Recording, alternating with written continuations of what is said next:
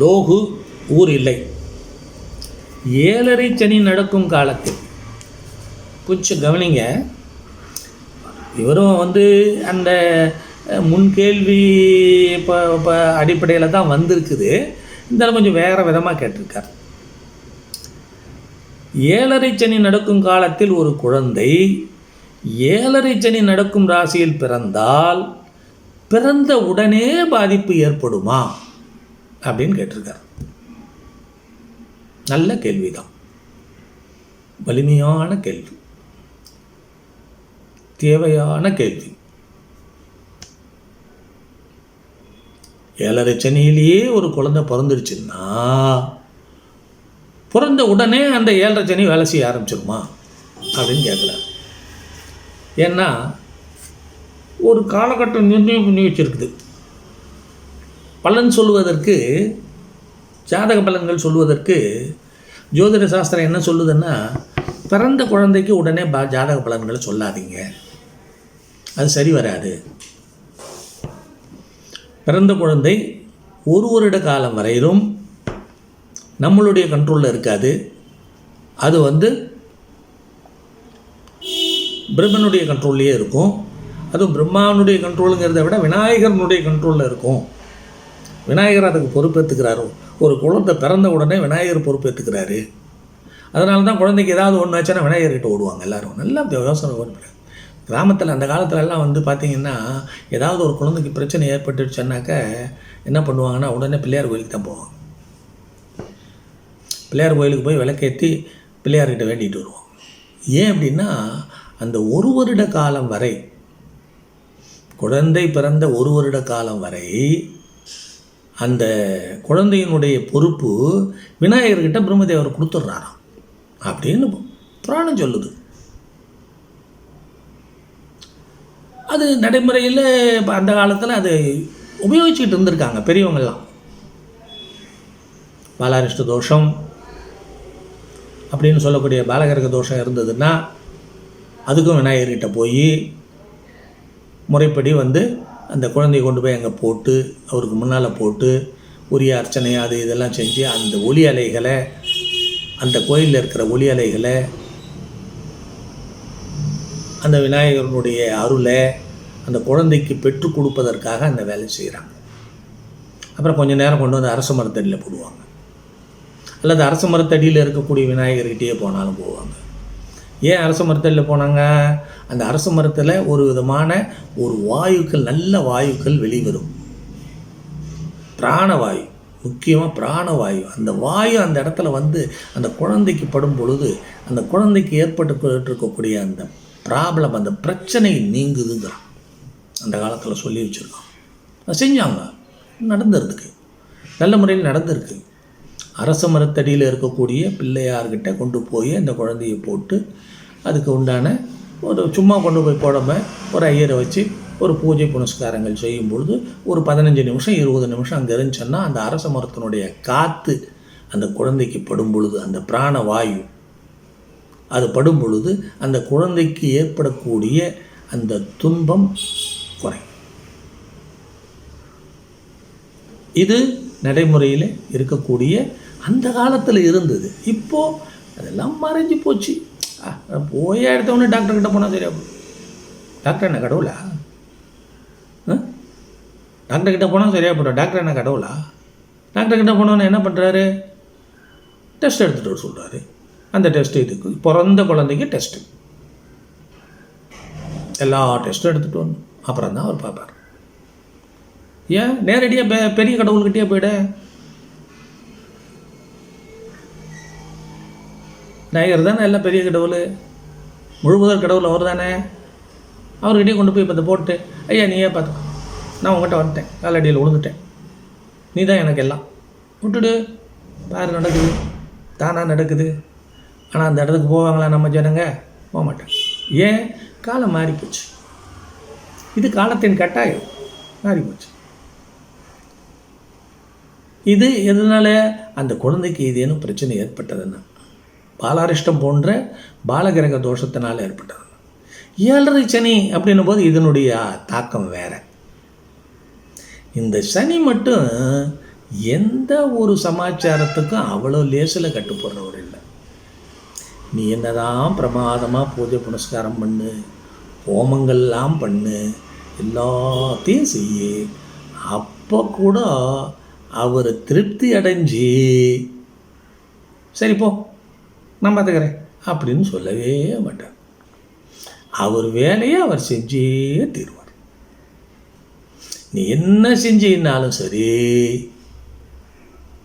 அதுக்கு அவர் ஒன்றும் செய்யறது. அப்போ என்ன, இந்த 7.5 சனியில் ஒரு குழந்தை பிறந்தால் அந்த 7.5 சனியுடைய பாதிப்பு அப்பொழுதே துவங்கிவிடும். இதுதான் உண்மை. 7.5 சனிக்கு அவ்வளோ பவர் ஜாஸ்தி. அஷ்டமத்து சனி கூட கொஞ்சம் பவர் கம்மி. ஆனால் 7.5 சனி அப்படின்னும் போது சில லக்னங்களுக்கு, எல்லா லக்னங்களுக்கும் அல்ல, சில லக்னங்களுக்கு, குறிப்பாக மேஷம், கடகம், சிம்மம், விருச்சிகம், இந்த 4 லக்னங்களுக்கு எந்த இடத்துல சனி இருந்தாலும் அந்த 7.5 சனியாக வந்துருச்சுன்னா கொஞ்சம் பாதிப்பு கொடுக்கும். அப்போ நம்ம அதுக்காக என்ன பண்ணுறோம், சனீஸ்வரனுடைய ஒளி அலைகள் எங்கே இருக்கோ அங்கே கொண்டு போய் அந்த வச்சு அந்த குழந்தையை வச்சு சில பூஜை புனஸ்காரங்களை செய்யும்போது அந்த ஒளி அலைகள் மூலமாக கொஞ்சம் சாந்தி பெறலாம். அது பரிகாரத்தினுடைய தத்துவமே நான் சொல்லியிருக்கேன் ஏற்கனவே. மின்காந்த ஒளி அலைகளை பெறுவது தான் பரிகாரத்தினுடைய தத்துவம். அந்த கோயிலில் இருக்கக்கூடிய மின்காந்த ஒளி அலைகள், எலக்ட்ரோ மேக்னெட்டிக் பவர், அதை நாம் உடலில் பெறும் பொழுது சில உடலில் ரசாயன மாற்றங்கள் ஏற்பட்டு சரியாகும். அதுதான் ஒன்று. அப்போ இவர் கேட்குறது என்ன கேட்டிருக்காரு, 7.5 சனி காலத்தில் 7.5 சனி நடக்கும் ராசியில் பிறந்தால் பிறந்தவுடன் பாதிக்குமா? பாதிக்கும் ஐயா. எப்படி பாதிக்கும்னா நம்ம சொல்ல முடியாது, எப்படி வேணாலும் பாதிக்கும். சனியப்பட்டு மட்டும் நம்ம நிர்ணயப்படுத்த முடியாதுன்னே தான் சொல்கிறேன். எந்த விதமான பாதிப்பு வேணாலும் அவர் தரலாம். உடல்நிலை பாதிப்பு கொடுக்கலாம், எதை வேணாலும் குழந்தைக்கு கொடுக்கலன்னாக்கா குடும்பத்துக்கு கொடுக்கலாம், அப்பா அம்மாவுக்கு கொடுக்கலாம், தாத்தா பாட்டி கொடுக்கலாம், யாருக்கு வேணாலும் கொடுக்கலாம், குடும்பத்தில் யாருக்கு வேணாலும் கொடுப்பார். ஆகையினால் அதாவது நற்பலன்கள் நடக்க வேண்டும் என்றால் ஒருவரிடம் காத்திருக்க வேண்டும். ஆனால் 7.5 சனி நடக்க வேண்டும் என்றால் உடனே நடக்கும். அது அவர் எல்லாம் தள்ளியெல்லாம் போடுறதே கிடையாது. எங்கடா சந்து கிடைக்கும் உடனே பிடிச்சிடலான்னு பார்ப்பார். பரமசிவனையே பிடிச்சவர் இல்லையா அவர், விட்டாரா? அவர்கிட்ட மாட்டாதவர் யார்? விநாயகர் ஒருத்தர் தான் மாட்டலை, ஆஞ்சநேயர் ஒருத்தர் தான் மாட்டலை, மீதி எல்லாரும் மாட்டிகிட்டு இருக்காங்க. புராணம் சொல்லுது, நான் சொல்லலை, புராணம் சொல்லுது.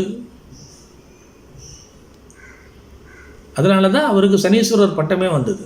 சனிக்கு ஈஸ்வரர் பட்டம் எப்படி வந்தது?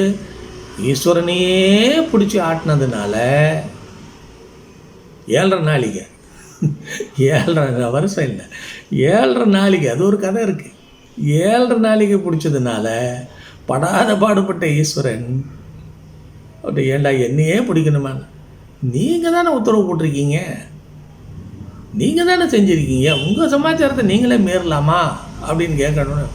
ஆமாப்பா, அது வாஸ்தவம் தான், நான் மீறக்கூடாது தான், இன்னிலிருந்து உனக்கு ஈஸ்வரன் பட்டம் சேர்த்து சனீஸ்வரங்கிற பட்டத்தை கொடுத்துட்றான் போப்பா அப்படின்னு கொடுத்துட்டாரான் அப்படின்னு புராணம் சொல்லுது. ஆகையினால் 7.5 சனியினுடைய பாதிப்பு பிறந்த குழந்தைக்கு உடனே ஏற்படுவதற்கு சாத்தியம் உண்டு என்பது என்னுடைய கருத்து, என்னுடைய அனுபவ கருத்து. இதை ஏற்றுக்கொள்ளணும்னு நான் கட்டாயப்படுத்தி சொல்ல மாட்டேன். நீங்களே யோசனை பண்ணி பாருங்கள், ஆய்வு பண்ணி பாருங்கள். 7.5 சனி பிறந்த உடனே குழந்தைக்கு ஏதாவது பாதிப்பு வருதா, குழந்தைக்கு வரலைன்னாலும் வீட்டில் மற்றவங்களுக்கு பாதிப்பு வருதா, ஏதாவது நஷ்டங்கள் ஏற்படுதா, கஷ்டங்கள் ஏற்படுதா, இதெல்லாம் பாருங்கள். வரும், வராதுன்னு சொல்ல முடியாது, வரலாம். அது லக்னத்தை பொறுத்து, எல்லாத்துக்கும் வரும்னு சொல்ல முடியாது, லக்னத்தை பொறுத்து. அதை நம்ம ஜாதகம் வச்சு ஆய்வு பண்ணிக்கலாம். அதுக்காகத்தான் பிறந்த குழந்தைய எதுக்காக கொண்டு வந்து ஜாதகம் போட்டு உடனே பார்க்குறாங்கன்னா, பலன்கள் எல்லாம் பார்க்கக்கூடாது. பலன்களை 3 வருஷத்துக்கு மேலே தான் பலன்கள், ஜாதக பலன்கள்லாம் பார்க்கணும். ஆயுள் குழந்தையினுடைய ஆயுள் தோஷம். இதுதான் பார்க்கணும்.